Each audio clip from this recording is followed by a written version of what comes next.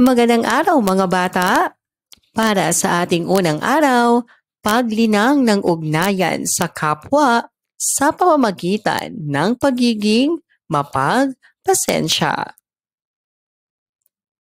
Basahin natin. Si Liza at si Ana ay magkaibigan. Isang araw, habang sila ay naglalaro, hindi sinasadya ni Ana na masira ang manika ni Liza. Nagalit si Liza at ayaw nang maglaro. Ngunit humingi ng tawad si Ana at sinabing hindi niya sinasadya. Pagkatapos, ngumiti si Liza at sinabi, "Sige, maglaro tayo ulit." Sino ang dalawang magkaibigan?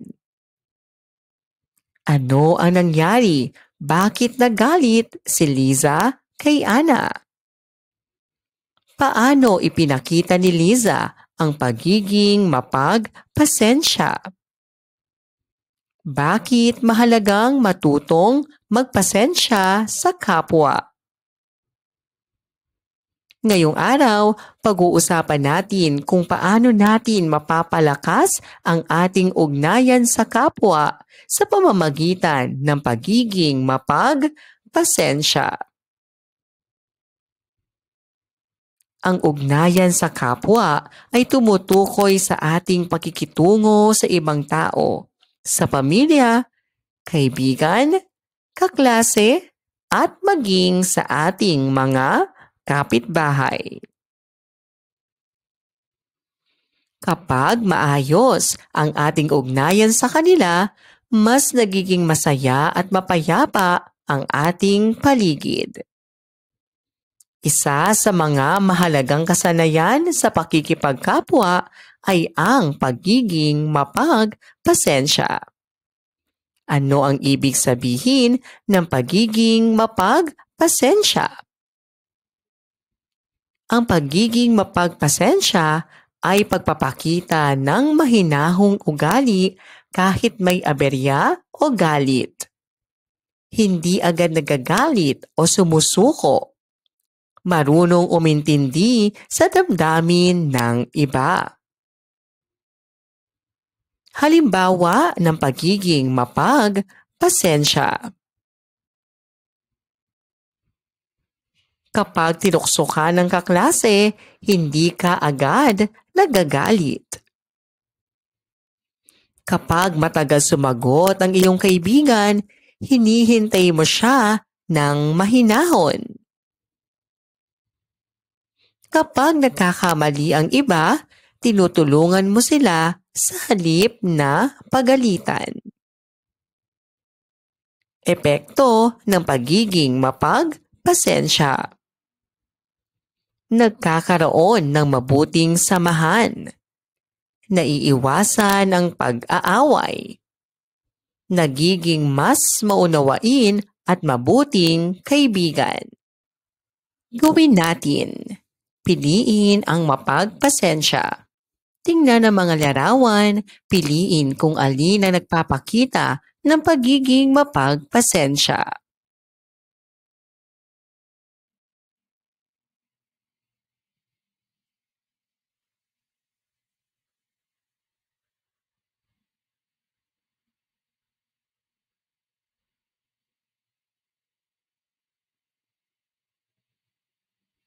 Paano nakatutulong ang pagiging mapagpasensya sa pakikipagkapwa? Ang pagiging mapagpasensya ay nakatutulong upang mapanatili ang mabuting ugnayan sa ating kapwa.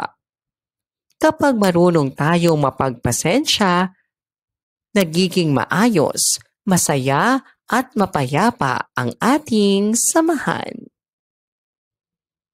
Gawin natin, isulat ang tama kung ang mga sitwasyon ay nagpapakita ng pagiging mapagpasensya at mali kung hindi.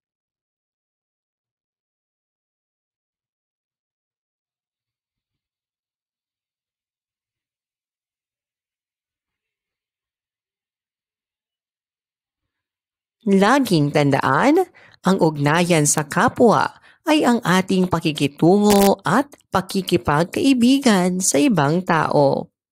Ang pagiging mapagpasensya ay nagpapakita ng pag-unawa at respeto sa iba. Ikalawang araw, ugnayan sa kapwa at pagiging mapagpasensya. Kapag may kaibigan kang matagal kumilos, nagagalit ka ba o naghihintay ng mahinahon? Si Ella at si Joanne ay magkaibigan. Si Joanne ay matagal maghanda tuwing may lakad sila. Si Ella ay minsan naiinip pero siya ay marunong maghantay at hindi nagagalit. Pagdating ni Joanne, masaya pa rin silang magkasama. Sino ang dalawang magkaibigan? Anong katangian ni Joanne?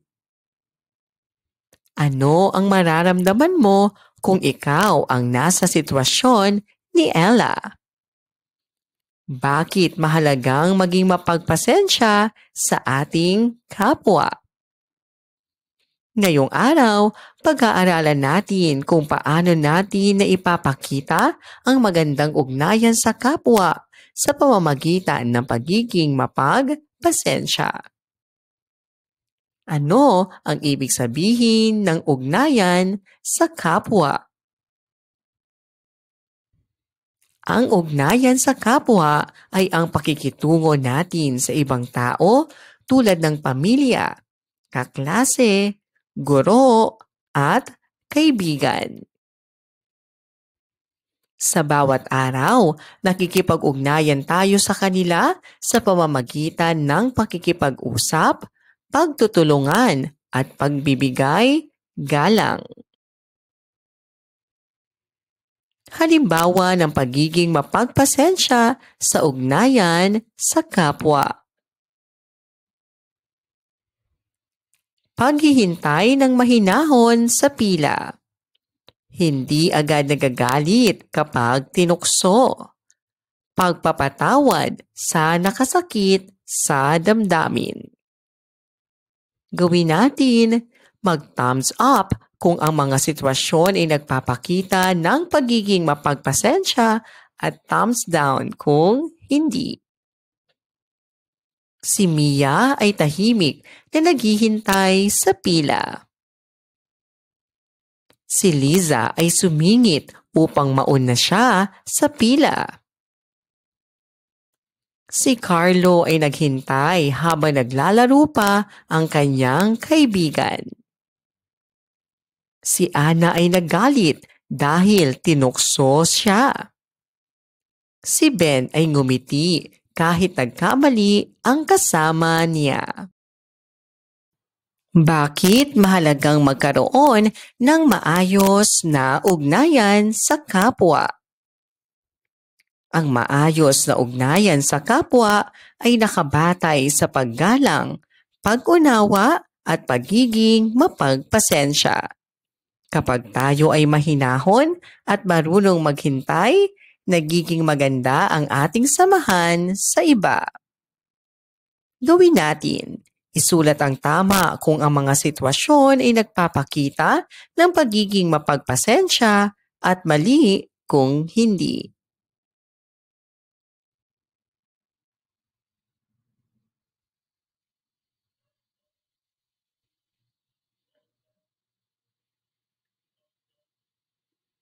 Laging tandaan, ang ugnayan sa kapwa ay nangangahulugang mabuting pakikitungo sa iba. Maging mapagpasensya dahil ito ay susi sa mabuting pakikipagkapwa at pagkakaibigan.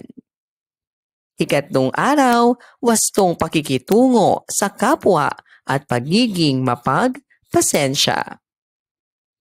Kapag ang iyong kaklase ay mabagal magsulat o sumagot, ano ang ginagawa mo? Iniintay mo ba siya o nagagalit ka? Si Rhea at si Ben ay magkatabi sa klase. Mabagal sumulat si Ben pero hinintay siya ni Rhea bago ipasa ang sinulat nilang aralin. Hindi siya nagreklamo, bagkus ay ngumiti at tinulungan pa si Ben. Sino ang dalawang magkaklase? Anong katangian ang ipinakita ni Rhea? Bakit mahalagang maging mapagpasensya sa ating kapwa? Paano nito napapabuti ang ugnayan nila bilang magkaibigan? Ngayong araw, pag-aaralan natin kung paano natin maipapakita ang wastong pakikitungo sa kapwa sa pamamagitan ng pagiging mapagpasensya. Ano ang ibig sabihin ng wastong pakikitungo sa kapwa? Ito ay ang pagpapakita ng mabuting asal, paggalang at pag-unawa sa ibang tao. Kabilang dito ang pagiging mahinahon, mapagpasensya at mapagbigay. Bakit kailangang magkaroon ng wastong pakikitungo sa kapwa? Upang magkaroon ng maayos na samahan at pagkakaunawaan. Nakakatulong ito upang maiwasan ang alitan at mapanatili ang pagkakaibigan. Halimbawa ng mga kilos na nagpapakita ng wastong pakikitungo. Pagbati ng magandang umaga sa mga kaklase. Pakikinig habang nagsasalita ang iba. Pagtulong sa nangangailangan. Paghingi ng paumanhin kapag nagkamali. Pagpapasensya sa kapwa kapag may pagkukulang. Ano ang ibig sabihin ng wastong pakikitungo sa kapwa? Bakit ito mahalaga sa ating ugnayan sa iba? Ang wastong pakikitungo sa kapwa ay nagpapakita ng respeto, paggalang at pagmamahal. Sa pamamagitan ng pagiging mapagpasensya, mas napapabuti natin ang ating ugnayan sa iba. Gawin natin.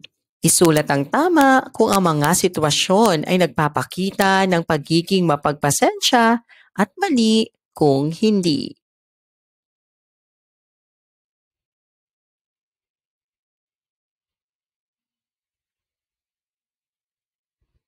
Laging tandaan, ang wastong pakikitungo sa kapwa ay batay sa paggalang, pag-unawa at pag-ibig.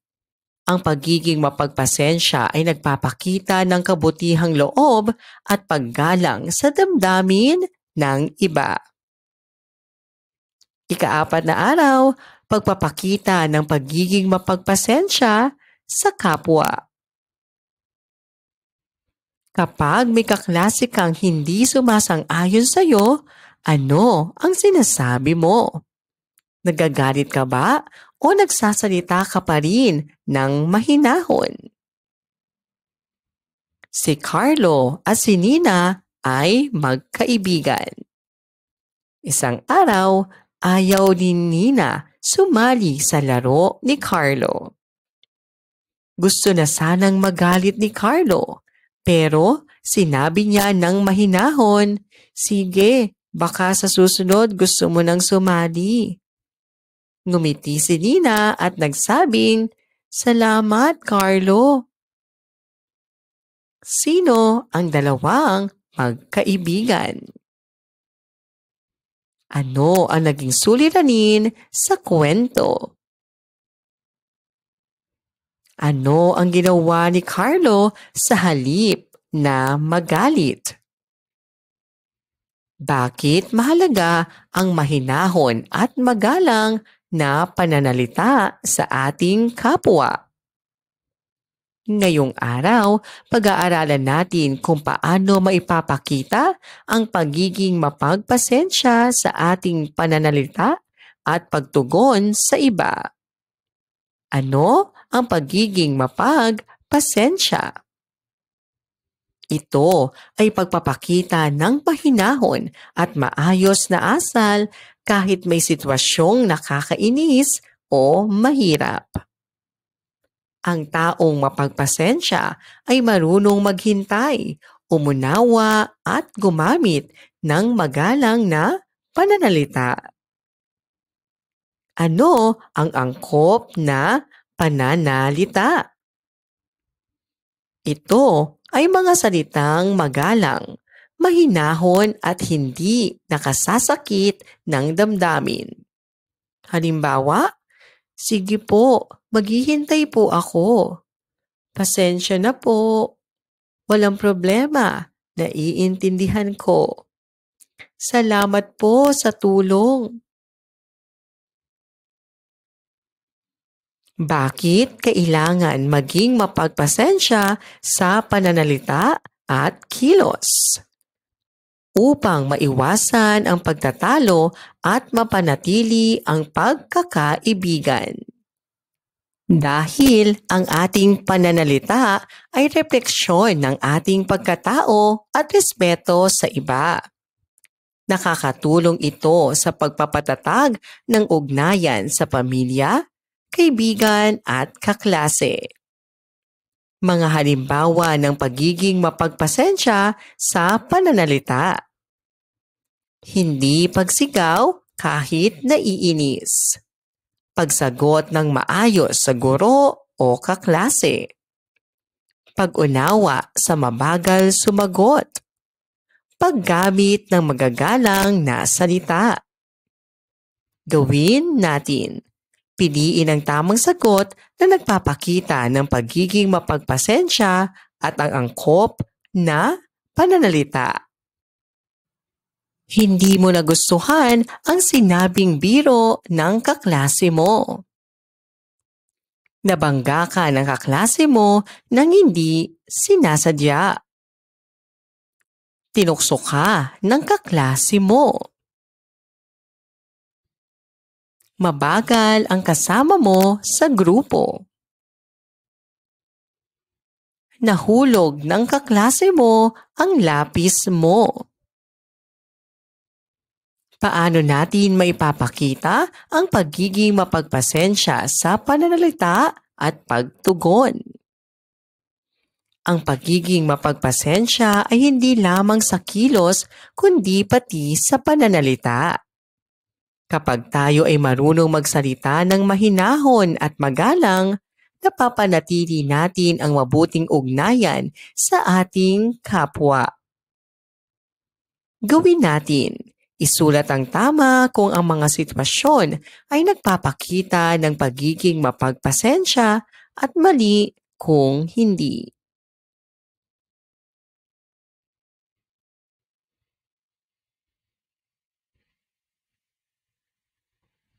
Laging tandaan, ang pagiging mapagpasensya ay nakikita sa mahinahon at magalang na pananalita. Ang mabuting ugnayan sa kapwa ay nagsisimula sa paggalang, pag-unawa at mapayapang pakikipag-usap. Maraming salamat po sa inyong panonood at pakikinig. Hanggang sa muling pag-aaral ng asignaturang GMRC. Paalam!